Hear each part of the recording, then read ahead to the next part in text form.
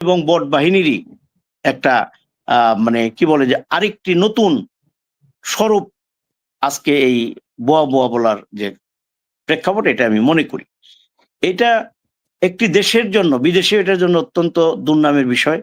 আমরা কিন্তু যে বোয়া স্লোগান দিতাম, তখন কিন্তু কোনো মন্ত্রী বা এমপি বা প্রধানমন্ত্রীর কোনো জায়গায় যাবে, গন্তব্যস্থলে কোথাও দাঁড়িয়ে আমরা কিন্তু এই কাজটা করি নাই। যেমন গুপ্ত একটি শব্দ, এটা আবার অনেকে রেগে যায়। আমাদের সমস্যা হলো আমরা কাউকে খুশি করবার জন্যে যখন যে আলোচনা আসা দরকার, যা বলা দরকার তাই বলি। এর পিছনে যে আরো যুক্তি আছে বা যুক্তি দেওয়া যায়, এটা কিন্তু আমরা চিন্তা করি না। এই গুপ্তরা কেন বলা হইল গুপ্ত? যখন শিবিরের কিছু লোক আওয়ামী লীগের ঘরে বড় হইল, লালিত পালিত হইল, ওই আবরার এবং বিশ্বজিৎকে তারা মিলেমিশে হত্যা করলো, এরকম আরো অনেক হত্যাকাণ্ড তারা করেছে এবং তাদের মুখে জয় বাংলা, শেখ মুজিব বিভিন্ন স্লোগান এমন ভাবে দেখা গেছে যেগুলো রেকর্ডও আছে। এই কারণে তাদেরকে বলা হয়েছে যে তারা তাদের অরিজিন মুখোশ যখন বেরিয়ে গেছে, তারা বলছে যে আমরা শিবির করতাম, বা জামাতের নেতারাও দাবি করতো যে এরা আমাদের শিবির করতো, আমরাই ওইদিকে দিয়ে রেখেছিলাম। এই সকল কারণে সেই গুপ্তরিটা আসলো। এরা কি করলো? এরা একটা পরিবর্তন ঘটলো, তো সেখানে তাদের অবদান রয়েছে, আমরা অস্বীকার করি না, কিন্তু শুধুই মাত্র তাদের অবদান এটাও মানে মানতে চাই না। এই কারণে এই আন্দোলনে গড় থেকে প্রতিটি মানুষ কিন্তু বেরিয়ে আসছে যখন দেখছে যে তার ছোট শিশু বাচ্চাকে আকাশপথ থেকে গুলি করে হত্যা করা হচ্ছে, বিভিন্নভাবে তাদেরকে নির্যাতন করে শিশুরা পর্যন্ত মৃত্যুর থেকে রেহাই পায় নাই। তখন কিন্তু তার মা বাবা আত্মীয় স্বজন সকলেই মাঠে নেমেছে, এদের প্রতিহত করতে হবে, এদেরকে উৎখাত করতে হবে। সেই কারণে এই 5 তারিখের যে ঘটনা, আমরা মনে করি যে এই ঘটনাটা ছিল এই দেশের মানুষের যে জন্য সেটা নাম দেওয়া হয়েছে ছাত্র জনতার আন্দোলন। ছাত্র জনতার আন্দোলনের মধ্যে বিএনপি বা জামাতের অংশগ্রহণ ছিল না তা কিন্তু নয়, কিন্তু এটাকে ওই আওয়াম ফ্যাসিস্ট নানাভাবে কালার করে তারপরেও কিন্তু আন্দোলন করে ছাত্র জনতা, সেখানে কিন্তু মির্জা ফখরুল ইসলাম আলমগীর, মির্জা আব্বাস সহ আমাদের আমির খসরু মাহমুদ সহ সিনিয়র নেতাদেরকে কিন্তু গ্রেপ্তার করা হলো। তার মানে তারা ঠিকই বুঝছে যে এরা কথা না বললেও আন্দোলনের মূল জায়গাটা কোথায়, আন্দোলনটা হচ্ছে কোত্থেকে। যাই হোক, সেই আন্দোলনে পরে একটা নির্বাচন হলো। সেই নির্বাচনকে করতে গিয়েও কখনো পিয়ার, কখনো সংস্কার, কখনো বিচার করবে ইত্যাদি ইত্যাদি বলে নির্বাচনকে নানাভাবে পিছিয়ে দেবার একটা পরিকল্পনা তাদের মধ্যে ছিল। সেই পরিকল্পনা কিন্তু এই দেশের মানুষ যখন বুঝতে পেরেছে, তখন সেই পরিকল্পনা যখন বুঝছে যে মানুষের মনোভাবেই না হলে আরেকটা আন্দোলনের দিকে যাচ্ছে, তখন কিন্তু এই তৎকালীন ইন্টারিম গভর্নমেন্ট আর সাহস করে নাই এবং নির্বাচনটা দিয়েছে।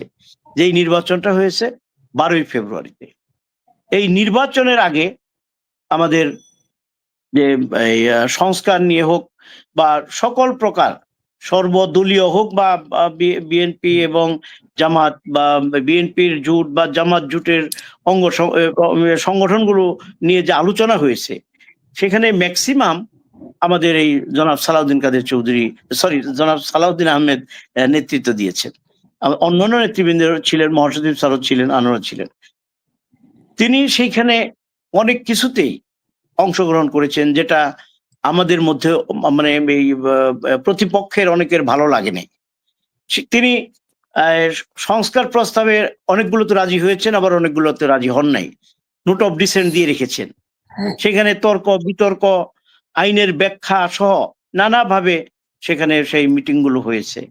আর সেই কারণে তারা অনেকেই জনাব সালাউদ্দিন আহমেদ সাহেবের প্রতি কিন্তু তারা মানে তুষ্ট হন নাই, বরং অসন্তুষ্ট হয়েছেন। সালাউদ্দিন আহমেদ সাহেব তিনি জাতীয়তাবাদী ছাত্র দল থেকে তার উত্থান, তারপরে তিনি বিসিএস করে সরকারি চাকরিও করেছেন। পরবর্তীতে তিনি রাজনীতিতে এসে তিনি কিন্তু 2001 সালেও প্রতিমন্ত্রী ছিলেন। এখন সেই লোকটা ঢাকা বিশ্ববিদ্যালয় থেকে কৃতিত্বের সাথে লতে অনার্স মাস্টার্স কমপ্লিট করেছেন। স্বাভাবিক কারণেই অনেকের চেয়ে অনেকেই ভালো আইন জানেন, তাদের মধ্যে তিনিও একজন। তো এই এখন যা হচ্ছে সেই মব এবং বট বাহিনীরই একটা মানে কি বলে যে আরেকটি নতুন স্বরূপ আজকে এই বোয়া বোয়া বলার যে প্রেক্ষাপট, এটা আমি মনে করি এটা একটি দেশের জন্য, বিদেশে এটার জন্য অত্যন্ত দুর্নামের বিষয়। আমরা কিন্তু যে বোয়া স্লোগান দিতাম, তখন কিন্তু কোনো মন্ত্রী বা এমপি বা প্রধানমন্ত্রীর কোনো জায়গায় যাবে, গন্তব্যস্থলে কোথাও দাঁড়িয়ে আমরা কিন্তু এই কাজটা করি নাই। মূলত আমরা আমি আগেও বলেছি যে আমরা আমাদের সমাবেশগুলোতে তাদের বিভিন্ন পয়েন্ট, তারা যেগুলা বিরোধী দলের উপর ছেড়ে দিয়েছে, হুমকি দিয়েছে, বিরোধী দলের মাজায় জুন নাই, আন্দোলন করতে পারবে না, এই সকল কথা বলে তখন ওই মন্ত্রী বা ওই প্রধানমন্ত্রীকে মানে মনে করিয়ে, তাও নাম উল্লেখ না করে তার ওই বক্তব্যটা উল্লেখ করে স্পেসিফিক, তারপরে ভুয়া ভুয়া স্লোগান দেওয়া হইতো। আজকের যে ভুয়া, এটা কিন্তু ভয়ঙ্কর। এটা সেই বট বাহিনী, মব বাহিনী, তারা তাদের, আপনারা জানেন যে নাসিরউদ্দিন পাটোয়ারি, সেই ছেলেটা কিভাবে তার কথাবার্তা, আচার আচরণ, তার বডি ল্যাঙ্গুয়েজ সবকিছু দিয়ে সিনিয়র নেতৃবৃন্দ সম্পর্কে মন্তব্য করতে তিনি কিন্তু ছাড়েন না। তিনি আমাদের মাননীয় প্রধানমন্ত্রীকে নিয়েও নানা সময় নানান কথা বলে, কিন্তু এই সরকার কিন্তু এখন পর্যন্ত সেগুলোকে কোনো কর্ণপাত করছেন না অথবা গুরুত্ব দিচ্ছেন না। এই কারণ গণতান্ত্রিক দেশে একটি মানে কি বলে পরিপূর্ণ গণতান্ত্রিক দেশের আমার কথা বলার অধিকার আছে, বাক স্বাধীনতা আছে। আর সেখানে প্রতিপক্ষরা যা বলবে সেটা মেনে নেওয়ারও একটা মানসিকতা থাকতে হবে। কিন্তু মানুষ মেনে নেওয়ার মানসিকতার মধ্যে একটা মানানসই আছে। সবকিছু কিন্তু সহজভাবে অত মেনে নেওয়া যায় না। আজকে বিভিন্ন জায়গায় কিন্তু এগুলো আমরা দেখছি যে ফুসে উঠছে। তাই আমি মনে করি যে এই মব বাহিনী, বট বাহিনী, এদের সংশোধন হওয়া উচিত, এদের সংযত হওয়া উচিত। এরা শুরুতে যা করেছিল, তারা আবার নতুন করে আমার মনে হয় চিন্তা করছে যে হয়তোবা এটা আবার সম্ভব হবে। একটিবার যদি তাদের জনপ্রিয়তা যাচাইয়ের কথা বলি, দেখেন এই এনসিপি যে কয়টা আসন পেয়েছে, জামাতের সাথে যদি তাদের জোট না হতো তাহলে এরা কয়টা আসন পেত, সেটা একটু হিসাব করলে আপনারাও বুঝেন, আমরা সকলে এই বিষয়টা উপলব্ধি করতে পারি। তাই আমি মনে করি যে এ পথ থেকে সরে আসা উচিত। গঠনমূলক সমালোচনা, প্রতিবাদ অবশ্যই হবে গণতান্ত্রিক দেশে, এটাই হওয়া উচিত। সেই গণতান্ত্রিক দেশে কিন্তু একজন আরেকজনকে তার মান সম্মান নিয়ে ছিনিমিনি খেলবে, তাকে হেয় প্রতিপন্ন করবে, এটা কিন্তু গণতন্ত্রের ভাষা না। গণতন্ত্রে আপনি আমাকে সম্মান করবেন, আমি আপনাকে সম্মান করব। শেষ করতে হবে। আচ্ছা, আমি একটা বিষয় একটু বলি, এনসিপি জোট না হলে তারা কি আসন সংখ্যা বেশি পেত নাকি আরো কম পেত জামাতের সাথে জোট না হলে? এটা কি আমরা প্রশ্ন করলেন?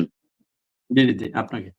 হ্যাঁ, আমার তো মনে হয় যে যদি জামাতের সাথে জোট না করতো, এনসিপি কোনো আসন পাইতো কিনা আমি কনফিউজড। পাবে না, পাইতো না, এই কথাটা সরাসরি বলতে পারি না, এই জন্যে ওইভাবে তো ইলেকশনটা হয় নাই। তবে আমি কনফিউজ যে একটাও মেবি পাইতো না, যদি একটাও মেবি পাইতো না, একটাও মেবি পাইতো না।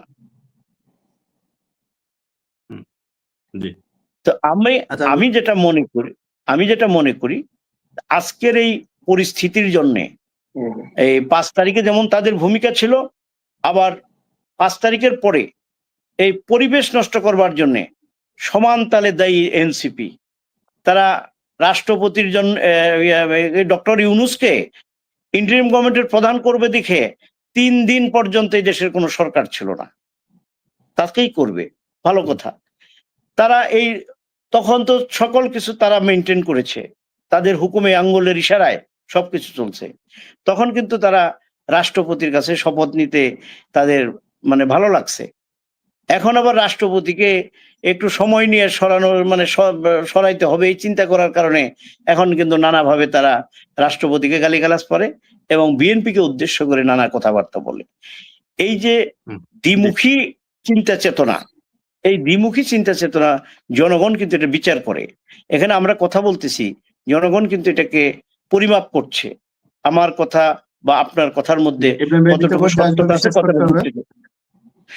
কতটা যুক্তি আছে, কতটা সত্যি আছে। সুতরাং আমাদের প্রত্যেকেরই এ সকল বিষয়ে মানে নজর রাখা উচিত। তো আমি এখানেই শেষ করছি। ধন্যবাদ।